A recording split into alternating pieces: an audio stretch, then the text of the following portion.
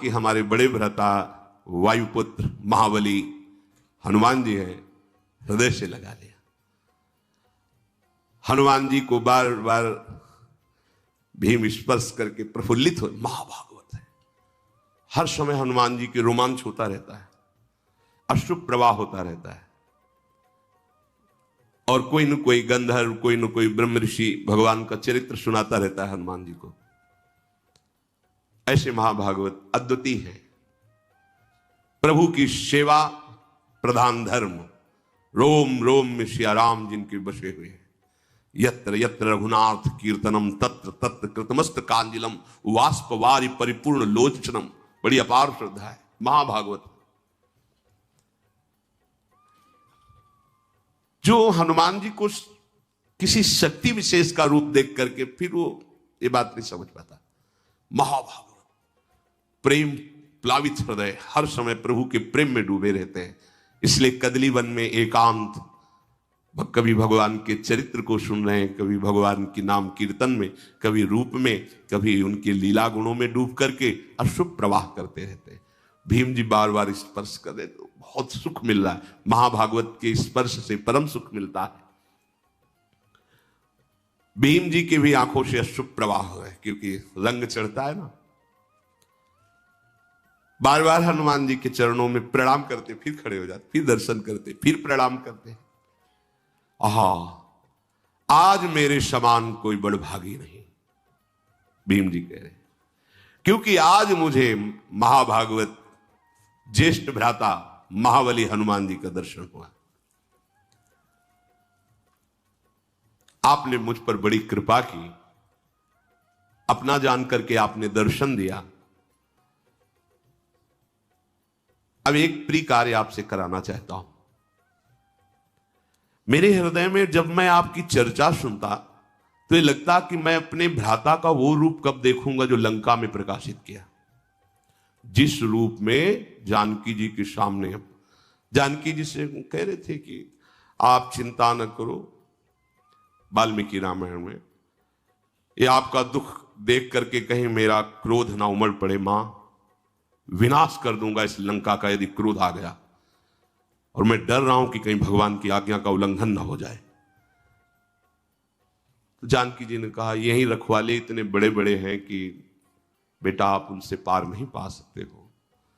उन्होंने कहा, मां यदि अपने हृदय में सुख धारण करो तो ये पुत्र आपको। जानकी जी ने वह अति लघु रूप धरेऊ हनुमाना, पैठा नगर सुमिर भगवाना।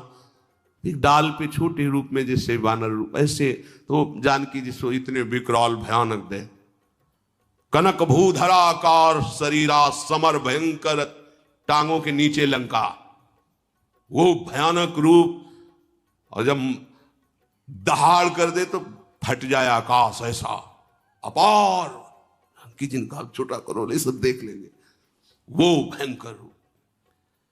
मैं एक और प्रिय कार्य कराना चाहता हूं। मेरे हृदय में बहुत समय से है कि मैं अगर कभी अपने भ्राता से मिला तो मैं वो रूप देखना चाहता हूं। मकराले समुद्र को लांग करके लंका में प्रवेश करना, लंका को भस्म करना, मैं वो आपका विकराल रूप देखना चाहता हूं। मुझे बहुत सुख होगा। वैसे हमारी आप पर बड़ी श्रद्धा भी, और आप मेरे बड़े भ्राता भी हैं, तो दोनों से मैं अधिकारी होता हूं। जब श्रद्धा प्रबल हो तो गूढ़ तत्व महापुरुष जन नहीं दुरा सकते। तो मेरी श्रद्धा भी आप पर प्रबल है और मैं आपका भ्राता भी हूं। हनुमान जी हंस पड़े, कहा, भैया नहीं नहीं नहीं नहीं, उस रूप को तुम्हारे देखने की सामर्थ्य नहीं है। कोई भी त्रिभुवन में उस रूप को देखकर धैर्य धारण नहीं कर सकता। और फिर वो समय कुछ और था, अब समय कुछ और है, छोड़ो वो बात। देखो, युग धर्म का प्रभाव होता है। हनुमान जी महाराज ने कहा, वो त्रेता था, उस समय का प्रभाव कुछ अलग था। अब धीरे धीरे ये द्वापर का समापन होने जा रहा है, कलयुग आ रहा है, इसके प्रभाव से सब कुछ नष्ट हो जाएगा। अब वो मेरे में सामर्थ्य कहां कि मैं रूप दिखा सकूं। इसलिए तुम ऐसा, जैसे वो कह रहे थे मैं बूढ़ा हो गया हूं, कैसे उठूं, ऐसे ही वो छुपाना चाहते हैं कि काहे को भयभीत हो जाएंगे अभी देख के। पर्वत नदी वृक्ष सिद्ध देवता महर्षि ये सभी युग धर्म का अनुसरण करते हैं। युग धर्म के अनुसार शरीर, बुद्धि, बल, साधना बल, इन सब में न्यून या अधिकता आती है, जैसा समय होता है उसके अनुसार। तुम मेरे उस रूप के देखने का आग्रह मत करो, क्योंकि मैं भी समय का ही अनुसरण करता हूं। अब वो समय नहीं रहा रूप दिखाने वाला। भीमसेन ने कहा, प्रभु आप ऐसा समय को क्यों इतना बलवान बता रहे हैं, आप तो सर्व सामर्थ्यशाली हैं। हनुमान जी ने कहा, तात पहले सतयुग था, उस सतयुग में, उस समय में सबके अंदर धर्म था, इसीलिए उसका नाम कृतयुग पड़ा। सब धर्म युक्त आचरण करते थे, कोई एक भी नहीं था जिससे पापाचरण हो। मनुष्यों में सब धर्मात्मा थे।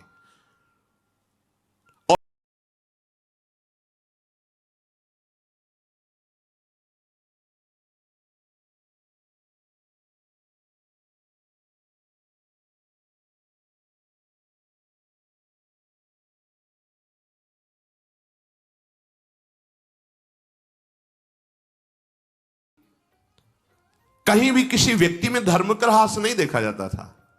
माता पिता के रहते हुए संतान कभी नहीं मरती थी। लेकिन समय का परिवर्तन सबका परिवर्तन कर देता है। धर्म का ह्रास होने लगता है, माता पिता के सामने बालक मरने लगते हैं। कृतयुग में कोई द्वेष नहीं करता था, भेदभाव नहीं था, किसी भी अन्न का, दूध का क्रय विक्रय नहीं होता था, बेचना खरीदना ये सब। ये तो हम अपने बाल्यावस्था में भी ऐसे कुल में पैदा होकर दूध बेचता है, अपराध सा साबित होता था। गाय का जिसे दूध आदि, ये तो व्यवहार में बंटता था। 8-10 जैसे गाय है तो आसपास के 2-4 लोग दूध ले जाना, मठा ले जाना, ऐसे व्यवहार में, बेचने का नाम नहीं। दूध घी बेचना मतलब एक तरह से न्यून माना जाता था, ये ठीक नहीं है, वो अपने धर्म से नहीं चलता, दूध बेचता है, ऐसा माना जाता था। इस युग में जो कृतयुग है, इसमें कभी किसी को रोग नहीं होता था, इंद्रियों का बल क्षीण नहीं होता था, क्योंकि कोई अधर्म नहीं करता था, कोई दोषों को स्वीकार ही नहीं करता था, किसी में दोष दिखाई नहीं देते थे, कभी किसी को दुख से रोते हुए नहीं देखा गया, सब धर्मपरायण। किसी में घमंड नहीं देखा गया, किसी में धर्म विरुद्ध विकार नहीं देखा गया, कहीं कोई कलह विग्रह झगड़ा ये सब नहीं देखा गया। सब योग का आश्रय लेकर परब्रह्म परमात्मा भगवान श्री हरि के ध्यान में निमग्न रहना, सदा सबकी वृत्ति प्रभु में लगी रहती थी, सब प्रभु की सेवा में, सब सनातन धर्म के अनुयायी। अब जब त्रेता लगा तो उसमें एक चरण का धर्म का नाश हो गया। भगवान की उपासना भी त्रेतायाम यजते मखई, प्रधान यज्ञ क्रिया हो गई। पहले में ध्यान, दूसरे में यज्ञ क्रिया हो गई। यज्ञ करना, धर्म करना, सत्कर्म करना, संकल्प करना, वेदोक्त दूसरों को दान करना, ये ऊपर नहीं। ऊपर सब एक ही धर्म है, भगवत चिंतन परायण, सब स्वस्थ, कहीं किसी में कोई अधर्म नहीं। लेकिन त्रेता में ऐसा, त्रेता युग में दान, तपस्या, यज्ञ और धर्मयुक्त आचरण पर क्रियापरायण। जब द्वापर लगा तो 2 धर्म के चरण क्षीण हो गए। इसमें पूजा प्रधान हुए। ऋक, यजुः, साम, अथर्व वेद को 4 भागों में बांटा गया। बुद्धि का, सात्विक बुद्धि का धीरे धीरे क्षय होने लगा, जो दिव्य निर्णय कमजोर होने लगा। सत्य से भ्रष्ट होने के कारण द्वापर में ही अनेक रोगों का प्रादुर्भाव हो गया। मन में विशुद्ध कामनाएं पैदा, जहां भागवतिक होती थी, ये आराधना, वहां भोग कामनाएं पैदा होने लगी। बहुत से दैवी और प्राकृतिक उपद्रव शुरू हो गए, रोग आदि शुरू, ये कृतयुग में नहीं थे। अब जो आगमन होगा भी कुछ दिनों बाद, हनुमान जी कह रहे, क्योंकि भीम से बात करें, ये द्वापर का अंतिम चरण है। ये जो कलयुग आएगा तो इसमें एक ही चरण रह गया, 3 चरण धर्म के नष्ट हो गए। इसमें प्रायः लोग तमोगुणी और रजोगुणी ही रहेंगे। भोग वासना की प्रधानता रहेगी, उपासना की नहीं। तभी तो कोई बिरले। वैदिक सदाचार लुप्त। व्याधि, आलस्य, प्रमाद, क्रोध, हिंसा, दोष, शारीरिक रोग, मानसिक रोग, भूख, प्यास, भय, उपद्रव, ये प्रधान गुण हैं कलयुग के। ये प्रधान गुण हैं। इसमें कलयुग में धर्म का धीरे धीरे पूर्णतया ह्रास हो जाता है। अब किसी को डर लगता है क्या कि मैं किसी महात्मा के विषय में क्या बोल रहा हूं? कुछ नहीं, कोई भय नहीं। पैसा मिले, कुछ भी दिखाना पड़े, कुछ भी बोलना पड़े किसी को भी, कोई भय नहीं। नहीं, तुम्हारे सुकृत जब होगा तो देखा जाएगा, अभी तो मौज में है, अभी तो आ रहा है। बस हमें अपनी भूख मिटानी, अपनी वासना की पूर्ति करनी। उपासना का कोई लक्ष्य नहीं कि जब तक हमें सत्य वस्तु का बोध न हो जाए तब तक किसी पर निर्णय नहीं किया जा सकता। सामने होने पर भी बहुत काल तक हम उस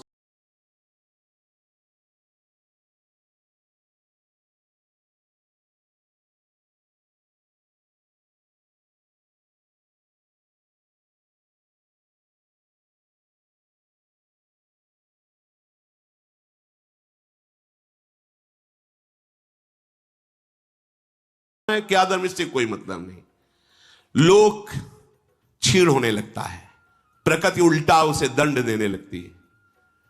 आम की फसल जब आती थी तो अपने लोग बच्चे थे, झोला लेकर भाग जाते और 1-1 किलोमीटर तक आम के अलग अलग बगीचे होते थे, गांव के पूरे ऐसे बगीचे। 3 बजे उठ करके सुबह भाग के चले जाओ, 10-20 किलो आम फिर ही ले आओ। जैसे 4-5 बच्चे गए, अब रखवाले में बूढ़े दादा है, उनसे राम राम की, और आम बिनने आए होगे, नहीं हम तो अपने बगीचे जा रहे हैं। 4-5, 2 उनको बातों में लगाए, 2 बिन लिए, फिर 2-4 भाग में कर लिए और भाग गए। मतलब स्वाभाविक। कहां वो बड़े बड़े वृक्ष, एक एक गाड़ी आम गिरे, ऐसे वृक्ष, बड़े बड़े वृक्ष कहां रह गए? जितने रसाल हैं, जितने रस वाले जो वृक्ष हैं, जो पूज्य वृक्ष हैं, वो अंतर्ध्यान हो, प्रकृति परिवर्तित होती चली जा रही। जब वर्षा होनी चाहिए तो बूंद नहीं, धूल उड़ रही, और जब फसल पक के तैयार है तो वर्षा हो रही है, सब नष्ट हो रही प्रकृति। क्यों? क्योंकि धर्म का ह्रास। युग का प्रभाव मनुष्य को कमजोर कर देता है। ये आगे जो कलयुग आने वाला है, इसमें कोई चिरजीवी नहीं होगा। भारी तपस्या भारा, कितने साल को बोले? 20 साल। क्या बोले? High blood pressure, low blood pressure, 500 sugar, और कितना चाहिएगा बेचारा है? अब तो यार दिखाई दे रहा है, केवल पैंट शर्ट दिखाई दे रहा है, उनमें जान कितनी है तो समझे में नहीं आ रहा है। गांव में जैसे खेत की रक्षा के लिए नहीं धोख खड़े किए जाते थे, ऐसे नजर आ रहे। हाँ, मतलब वो चलते हैं तो बस वो कपड़ा ही हिलता नजर आता है टांगों का। वहां कोई कि भाई यौवन शक्ति से संपन्न तेजो में, ऐसा तो नजर नहीं आता है। क्यों? क्योंकि पिज्जा बर्गर खा करके और नाना प्रकार की कुविचारधाराओं वाले दृश्य देख करके वो अपने आप को खो रहे हैं। उनके अंदर संयम, जितेंद्रियता, पवित्रता, उसका परिणाम यह है कि नए नए बच्चे आकर प्रश्न करते हैं, मैं आत्महत्या करना चाहता हूं, इतना कमजोर हो चुका हूं, इतना ग्लानि से युक्त हो चुका हूं। शास्त्र के द्वारा जब आप संयम से चलेंगे तो आपको दिखाई देगा कि आपका ये शरीर भी स्वस्थ है, आपकी मानसिकता भी स्वस्थ है, आपके विचार आपको प्रसन्न रखेंगे। जब अधर्म होगा तो सबसे बड़ा दंड जानते हो क्या मिलता है? विचार न्यून कर करके उससे नकारात्मक सोच में डाल दिया जाता है। यह पाप का फल है। विकार को जो हमारे हृदय में नाना, उनकी बढ़ोतरी, और विचार जो विकारों को दबाता है वो असमर्थ और निगेटिव चिंतन। निगेटिव, अगर पॉजिटिव चिंतन का भाव अंदर आ जाए तो बिना संपत्ति के आप सुखी रहेंगे। अगर निगेटिव चिंतन बना रहे तो दुनिया की संपत्ति है, पर नकारात्मक सोच वो तुम्हें मारे डाल रही, वो जलाए डाल रही। क्यों? क्योंकि धर्म नहीं है। आप प्रसन्न रहिए, आप देखिए, संतुष्टायन केनवा, आप एकदम खिले रहेंगे। भारी से भारी रोग में आप एकदम आनंदित रहेंगे। न शरीर में न बाहर कोई अव्यवस्था नहीं, और जल रहे हैं। क्यों? क्योंकि अधर्म आचरण हो रहा है तो नकारात्मक सोच करके तुम्हें जला रही है। शत्रुदमन, अब तो हमारे पहले वाले रूप देखने की बात छोड़ दीजिए। भीमसेन ने कहा, अब बहकाइए मत प्रभु, मैं बिना आपका वो रूप देखे संतुष्ट नहीं होऊंगा। आप कृपा करें और मेरे सामने वो रूप प्रकाशित करें। जब भीमसेन ऐसा कहने लगे तो भगवान मुस्कुराए और बहुत जोर से आवाज की, जय श्री राम। दृष्टि अंत ही नहीं नजर आ रहा है कि हनुमान जी का मुखारविंद कहां है। वो भयंकर रूप धारण किया। उनकी लंबाई, चौड़ाई, ऊंचाई तीनों चीजें नहीं देख पा रहे हैं भीम। कितना चौड़ा शरीर, कितना लंबा, भीम नहीं देख पा रहे हैं। कदली वन को लांघकर गंधमादन घुटनों तक आ गया। गंधमादन पर्वत, ऐसा नहीं है, गंधमादन पर घुटनों तक आ गया। हनुमान बोले बस करें और बढ़ाएं। उनका इतना विशाल स्वरूप देख, लाल आंखें, विकराल दाढ़े, और उनकी श्वास ऐसी चल रही थी जैसे प्रचंड तूफान चल रहा हो। हनुमान जी की श्वास, भौहें तन गई क्योंकि विकराल रूप देखना चाहते थे। और पूंछ को हिलाकर जो फटकारा, ऐसा लगा कि आकाश फट जाएगा, ऐसी आवाज प्रकट हुई। हनुमान जी के सामने जैसे सहस्त्र सूर्य उदय हो गए, ऐसा तेज प्रकट है। पूरे कंचन वरण विराज सुविशा, सुवर्ण में मेरु पर्वत 4 लाख वजन का है, छाती के सामने है, और ऊपर हनुमान जी है। भीमसेन की आंखें बंद हो गई, घबराहट पैदा हो गई। हनुमान जी मुस्कुरा कर कहे कि मेरा ये स्वरूप अभी पूरा नहीं है। इतने में ही तुम्हारा हृदय घबरा गया, आंखें बंद हो गई। मैं इससे दुगना भी बड़ा हो जाऊं, मैं जितनी भावना करूंगा मेरा रूप उतना ही बड़ा होता चला जाएगा। जैसा मैं सोचता हूं वैसा ही उसी समय रूप धारण कर लेता हूं। भीमसेन जी ने देखा कि सुमेरु पर्वत को भी लांघ करके ऐसा भयंकर रूप। भीमसेन घबराहट से बैठ गए, मतलब धरती को पकड़, केवल देखने मात्र से। फिर धीरे धीरे हिम्मत की, हाथ जुड़े और खड़े होकर कहा, हे महाभागवत, मेरी अब सामर्थ्य नहीं है, आप अपने रूप का स्मरण कीजिए, मैं इस रूप को नहीं देख पा रहा हूं। घबरा गए जैसे अर्जुन जी, प्यारे लाड़िले कृष्ण सारथी बने बैठे हैं। हे कृष्ण, हे सखे, ऐसे बात करते हैं। तो बताते बताते फिर कहा, देखो मैं कौन हूं, जो अब समस्त दिशाओं को आच्छादित करके विकराल वो, आप कौन है प्रभु? बोले, बढ़ा हुआ काल का भी महाकाल। ऐसे अर्जुन पसीना पसीना कांप गए। तुमादिदेवा पुरुषा पुराणा तुमस्य विश्वस्य परम निधानम वित्तास्य